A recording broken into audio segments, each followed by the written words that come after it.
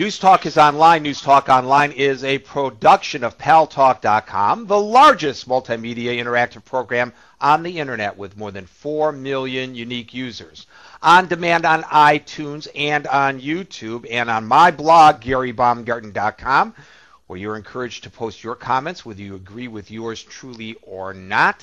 And thanks to our good friends at CRN Digital Talk Radio, we're syndicated to an additional 12 million households.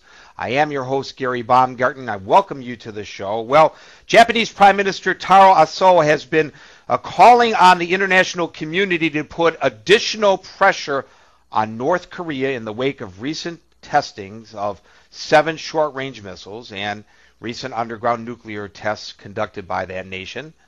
Psychologist Dr. Judy Kuriansky has just returned from Japan. She's a good friend to this show and a friend of mine. She was there on a mission promoting peace, and while she was there, she spoke to many people about their fears that North Korea might attack Japan.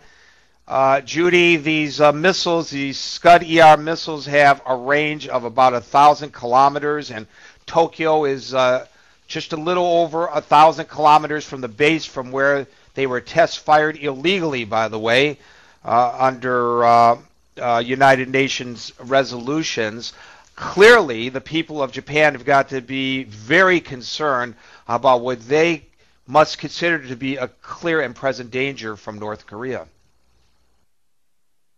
Yes, it's very interesting, as you said, Gary, that I just actually was in Japan at this very time. And so what a coincidence. Actually, there were many people who thought it was a sign to America to be testing on Independence Day, on our very day of independence, when we would all be celebrating with fireworks, that actually North Korea would be snubbing the United States by doing their nuclear testing, since that seems to have some subliminal message, or even not so subliminal message. So I did hear from lots of different people, because I purposely asked a whole range from very educated people who are in the field of anti-nuclear war and peace to the people on the street.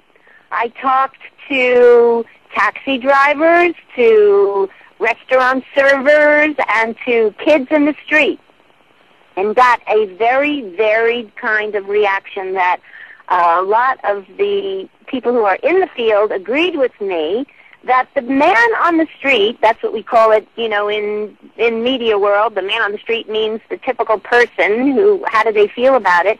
And most of them think that it would not happen. So there is a kind of either denial, you could call it, or even optimism, saying, oh, this just can't, they just wouldn't do it to us. However, the people on the street don't really think about it that much unless it's in the news. It's not the topic of daily conversation.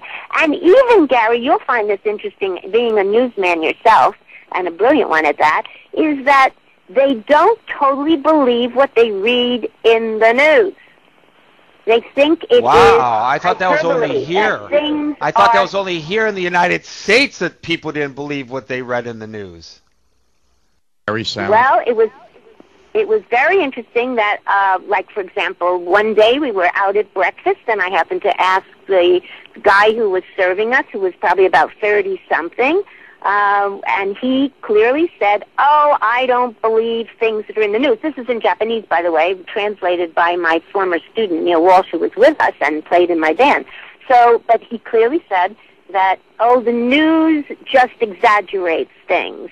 So that was, well, one. Then there was a taxi driver who drove us to a train station in Hiroshima, who said, oh, it's just the news always tries to panic us.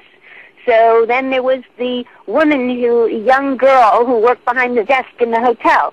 It was a common theme, and the common themes of the news exaggerates it. I don't think about it very much unless it's in the news, and the sense that it can't possibly happen. However, the people who do think about it are, number one, you'll find this interesting, the young kids who are taking classes in peace education, of which there are some schools in Japan who do that. Very few, but there are some. So that's number one. That's fascinating to me because I was even approached by a group of 11-year-olds. This was at the Hiroshima Peace Memorial Museum, which is an amazing museum, and a group of children came over and asked me to write a message of peace and sign my name, and they were bringing it back to their class in Osaka, another town. So that's one group, young children who are taking peace lessons and are on little visits to the peace museums. And the second is international students. Those are young people who are studying international classes. So you would imagine that they, in fact, are sensitive to international news. But other students I spoke with are not so sensitive to what is going on internationally. You're a psychologist, and I think you use the term denial. Are the people in denial about this threat, in your opinion? Well, I think it's similar as what happens here in the United States and in every country that I've been to except Israel, where they live constantly under the threat and are always on hyper alert.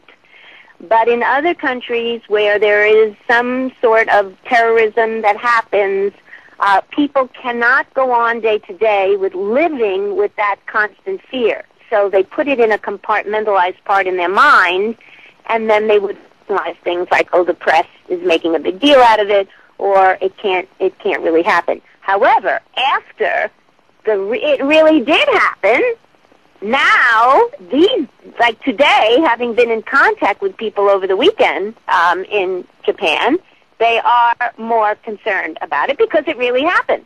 But before the event happens, they put it away in their mind. Yeah, I think in terms of how the North Koreans look at this, probably their potential targets, were they to completely go off their nut and start firing missiles, would obviously be South Korea, Japan, and if they had the prowess to do it, the United States.